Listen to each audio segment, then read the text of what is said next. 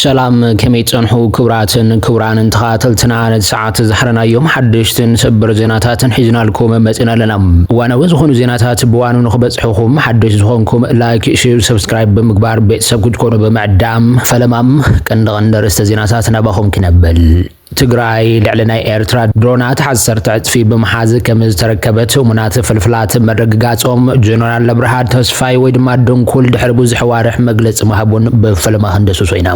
ህዝብን ሰራዊትን ትግራይ ነጥብ ቀያሪ ዝተዋህለሉ ዜና ብዝተሰማዓለ እዋን ኤርትራን መውራር ትልሚ ከም ዘለዎ ክንገረሉ ጸንሐ መንግስቲ ኢትዮጵያ ሎም ነዚ ዕላማ ዘሳኸ ዕላው ምንቅስቃስ ምጅማሩ ተገሊጹ ዝርዝር ዛዕባ ሒዝናሉ ለና በደቡብ ትግራይን አንፈታ አፋርን ውጊ ቅጥል ከም ዘሎን ናይ ዝብሉን ካልኦትን ሰበር ዜናታት ሒዝናልኩም ለና ምሳና ክጸንሑ በመዕዳም ላይክ ሼር ሰብስክራይብ በመግባር ድማ ቤተሰብ ኩኑ እና በዝርዝራቶም ክንሰገር ትግራይ ልዕልናይ ኤርትራ ድሮናት ዓሰርተ ዕጥፊ ብሓገዝ ከም ዝተረከበት እሙናት ፍልፍላት ተረጋጊጾም ፈለግ ሚድያ ዝተባሃለት ትማሊ ክልተ ሰነ ዘቃልሑ ሓበሬታም ናብ ትግራይ ድሮናት ከም ዝኣትዋ ተገሊጹሎም ትግራይ ብናይ ቀይሕ ባሕሪ ሰላልፋ ምድራዊ ማያውን ሰላልፋ ማይ አባይን መሰረት ዝገበረ ልዕልናይ ኤርትራ ድሮናት ዓሰርተ ዕጥፊ ብሓገዝ ከም ዝተረከበት እሙናት ምንጭታት ተረጋጊጾምሎም ከም ሓበሬታቶም ፍልፍላት ካብቶም ናይ ትግራይ ስትራቴጂካዊ አመራርሓ አባላት ሓደ ኣብ ምስሳይ ስሉጥ ቴክኖሎጂ ተዋፊሩ ከም ዘሎ ካብ ሕሉፍ ጌጋታት መኸተ በመምሃር ትግራይ ወናኒ ዝተሓለኸትን መዕነውትን ቴክኖሎጂታት ትኸውን ከም ዘላ ላዕለዎት ሓለፍቲ ወታደሮ መራሕቲ መቕረብ ፈለገ ረጋጊጸመሎ ይብል ኣብዚ ሕዚ ሰዓት ናይ ኣሰላልፋ ክፍተት እኳ እንተሃለወ ናይ ሰልጠነ ሓይሊ ሰብን ቀረብ ቴክኖሎጂን ከም ዘየለ ግናቶም ምንጭታት ኣረጋጊጸመሎ ብምባል ንኹነታት ትግራይ እዩ ገሊጹ ዘላ አመራርሓ ኮማንድ ሰራዊት ትግራይ ሓዱሽ አመራርሓ ግንባራትን ሹመት ሰልያን ማዕራር ይሎ ዝበለ ኮይኑ ሚድያም እተን ድሮናት ካበይ ከም ዝተበገ ወይ ካበይ ከም ዝተዓደጋቶም ፍልፍላት ተቆጢቦም ኣለው ይብል እዚ ሓበሬታ ትክክል እንትኾነ ድማ ትንሳኤ ትግራይ ከም ዝገሃድ ብዙሓት ወታደራውያን ተንተንቲ ይገልጹለው ሚዛናዊ ዝኾነ ሓይላ በትግራይ ተተመስሪቱ ናይ ጽላእቲ ሽርሕን ሕማቕ መሰከፈ መንገዲ አቢን ደወቢሉ ሶሮር መሬት ትግራይ ነፃ ከም ዘውፁ እዩ ዝግለጽ ዘሎ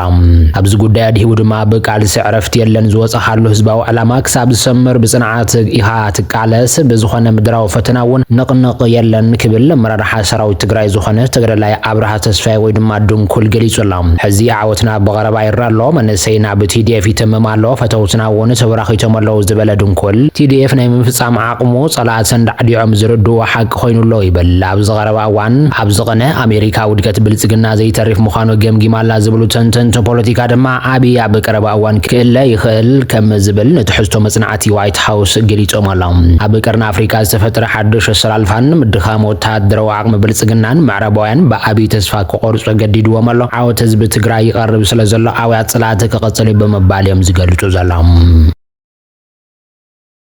ውግ በደቡብ ትግራይ ናንፈታ አፋርን ይቅጥል ከም ዘሎ ድማ ተሓቢሩሎም ኣብ ለማጣን ኮረምን ንዓመታት ዓሪዱ ዝነበረ ሰራዊት ብልጽግና ሰራዊት ትግራይ መጥቃዕቲ ከፍተለይ ብዝብል ፍርሒ ካብ ለማጣን ኮረምን ከም ዝወፀ ዝዝከር ኮይኖም ፍልፍላት ከም ዝሕብር ወድማ ኣብ ቆቦ ዝዓረደ ሰራዊት ብልጽግና እውን መጥቃዕቲ ከይፍጸሞ በምስጋት ሰዓት ሶቶ በመዋጅ ካብ ቆቦ ወን መልቃቅ ኣብ ምድላዋት ከም ዝርከብ ይዝግለጽ ዘሎ ይኹን እምበር በዓፋር ሓይሊ ድሮንን ዝምክሕሉ ሜካናይዝድን ሓይሊ ሚሳይላትን ካልኦት ብርክት ዝበሉ ጾራትን ዘዳለው ስርዓት 4 ኪሎ መቀለያ ኣብ 5 መዓልቲ ዝብል ትእዛዝ ከም ዝሃበይ ዝጽብጸብ ዘላ ባዕሉ ናይ ሓይሊ ሰላም ትግራይ እናበለጽዋ ሓይሊ ኣብ ልዕሊ ሰራዊት ትግራይ ተደጋገም መጣዕታት ብምኽፋት ብ4 ኪሎ ዝተዋሃበ ተልእኾን ምፍጻም ዘኸሎ ኩሉ ይገብር ከም ዘሎ እውን ይዝግለጽ ዘላ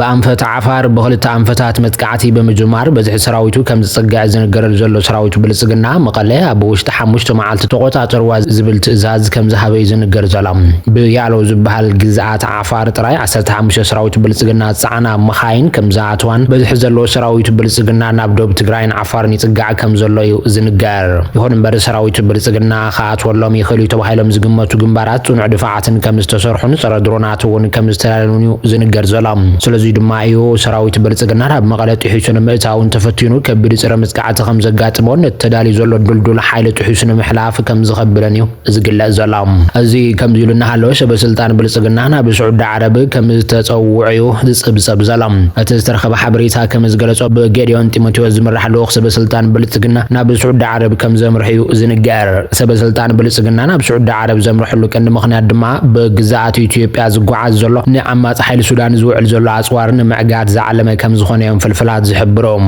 ዓማጺ ሓይሊ ሱዳን ብቱርክን ሕብራት ኤምሬት ዓረብን ዝሕገዝ ከም ዝኾነ ዝፍለጥ ኮይኑ ካብ ቱርክን ሕብራት ኤምሬት ዓረብን ዝጓዓዝ ድማ ብግዛኣት ኢትዮጵያ ከም ዝኾነ ይዝግለጽ ዘሎ ስዑድ ዓረብ ብጀነራል አልቡርሃን ዝምራሕ ሃገራዊ ሰራዊት ሱዳን ትሕግዝ ከም ዘላና ተጸብጸበ ኮይኖም ሕብራት ኤምሬት ዓረብን ቱርክን ድማ ብጀነራል ሐምዳን ዳገሎን ዝምራሕ ዓማጺ ሓይሊ ሱዳን ከም ዝሕግዝ እዩ ዝግለጽ ስለዚ ድማ ትንሕንሕ ብሓደ ወገን ሕብራት ኤምሬት ዓረብን ቱርክን በተኻሊ ወገን ድማ ስዑድ ዓረብን ትትከውን ስዑድ ዓረብ ንሰበስልጣን ብልጽግና ብግዛኣቶም ገይሩ ንዓማጺ ሓይሊ ሱዳን ኣጽዋር ንኸይሓልፍ ክልክሉ እናሓተተት ከም ትርከብ ሰበስልጣን ብልጽግና ናብ ስዑድ ዓረብ ኣብ ዘምርሕሉ እዋን ዋና ጉዳይ ንሱ ክኸውን ከም ዝኽእል እዩ ዝንገር ዘሎ ይኹን እምበር ብልጽግና ንሕብራት ኤምሬት ዓረብ ገዲፉ ትእዛዝ ስዑድ ዓረብ ንምቕባል ስለዝኸብዶ ኣብ ከቢድ ፈተና ከም ዝኣተወ እዩ ዝግለጽ ኣብዚ ሕዚ እዋን ኣብ ቀርኒ ኣፍሪቃ ዝለዓለ ጽዕንቶ ፈጣሪት እናኾነት ትርከብ ስዑድ ዓረብ ከም ዝኾነት ተንተንቲ ክገልጹ እንከለዉ ሕብራት ኤምሬት ዓረብ ኣብ ሱዳን የመንን ሶማልያን ማዓስከራት ሰሪሓ ዓብላላይ ቦታ ሒዛ ዝጸንሐት እኳ እንተኾነት ሕዚ ግን ብስዑድ ዓረብ ዝተኸፈተላ መጽቃዕቲ ካብ የመን ሶማልያን ተበሪራ ካብ ሱዳን ከይትባረር ናይ መወዳእታ ርብርብ እናገበረት እያ ይኹን እምበር ብሕብራት ኤምሬት ዓረብ ዝድገፍ ዓማጺ ሓይሊ ሱዳን እናተሸነፈ ስለ ዝርከብ ካብ ሱዳን እውን ምብራር ከም ዘይቀርያ እዩ ዝጽብጸብ ዘሎ ኤምሬት ዓረብ ኣብ ቀርኒ ኣፍሪካ ዘለዋ ደጋፊ ብልጽግና ጥራይ ከም ዝኾነ እዩ ዝንገር ዘሎ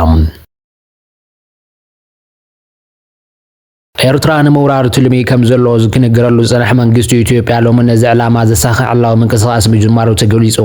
ጉዳይ ወደብ ባሕሪ ክሳብ ዝፍታሕቲ ኣጀንዳ ብዘይ ምቁራጽ ክቕጽል ኣለዎ ክብል ትውልዲ ኤርትራዊ ምዃኑ ዝነገረሉ ኣርቲስት ጥላሁን ጎግሳ ገሊጹ ኣርቲስት ጥላሁን ጎግሳ ኢትዮጵያ ብዘይ ሕጋዊ መሰረት ዝሰኣነቶ ሕቶ ህላወ ወለዶ ዝኾነን ጉዳይ ወደብ ባሕሪ ክሳብ ዝፍታሕ ደው ዘይብል ኣጀንዳ ምዃኑን ክቕጽል ዘለዎ ምዃኑ ገሊጾም ወደብ ባሕሪ ንሃገር ወሳኒ ጉዳይ ኣገዳስነት ሃገራዊ ረብሓን ዘይኮነስ ሃገራዊ ሓበን ዝሓትት ምዃኑ ወዲኡ ኣመልኪቱ ዘሎ ጉዳይ ወደብ ባሕሪ ከም ሕቶ ወለዶታት ተገዳስነትን ጠመተን ብምርኣዩ ዓብዪ ሓጎስ ዝፈጠረሉ ስነ ጥበባዊ ቀዳማይ ሚኒስትር ኣብይ ኣሕመድ ነተን ዓመታት ኣብ ልቡ ጸንሐ ነዊሕ ሕቶን ጸንሐ ጉዳይ ወደብ ባሕሪ ኣልዒሉ ናብ ተግባሩ ይሰርሕ ከም ዘሎ ምርኣዩ ዕድለኛ ከም ዝኾነ ገሊጹ ዘሎ ኢትዮጵያን ጉዳይ ወደብ ባሕሪ ክሳብ ዝፍታሕ ብዘይ ምቁራጽ ክቕጽሉ እውን ተሓሳሲብ እዮም ስነ ጥበባዊ ጥላሁን ጎግሳ ምስ ኤቢሲ ኣብ ዝገበረ ቃለ መሕትት ኩሎም ዜጋታትን ሃገራዊ ረብሓ ኢትዮጵያ ብሓባር ደው ክብሉ ጸዊዕሎም እዚ ስነ ጥበባዊ በትውልዲ ኤርትራዊ ምዃኑ ክንገረሉ ጸንሐ ኮይኑ ኣብ ዝሓለፈ ኩናት ትግራይ ተፈልናጥነቶም ተጠቒሞም ኣብ ልዕሊ ተጋሩ ካብ ዘመቱ ኣርቲስታት ሓደ ምዃኑ ዝነገረሉ ጥላሁን ጎግሳ ሎሚ ድማ ኣብ ልዕሊ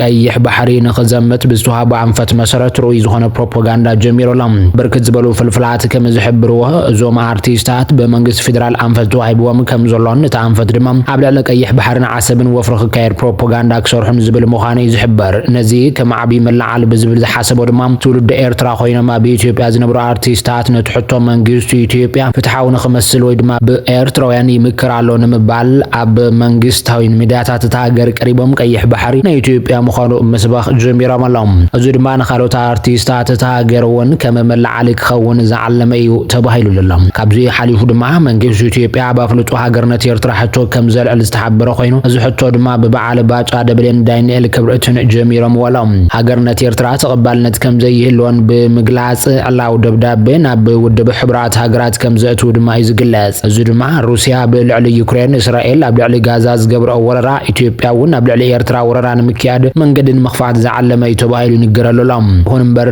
እዚ ዓብዪ ህልቂት ዘምጽእ ምድላው ውግእ ኢትዮጵያ ከም ዝኾነ ብሰፊሑ እንዳተገለጸ ነዚ ዝኸውን ሓይሊ ከተኣኻኽብ መንግስቲ ኢትዮጵያ ህዝቢ እቲ ሃገር ክለዓዓል ዝገብሩ ናይ ጥበብ ስርዓት ክጅምሩ ንኹሎም ካድረታት ኣርቲስታትን ብገንዘብን ከእምኖም ጀሚሩ ምህላው ከም በዓል ኣርቲስት ጥላሁን ጎግሳ ከም ዝጀመረን ድማ እዩ ዝሕበር ዘሎ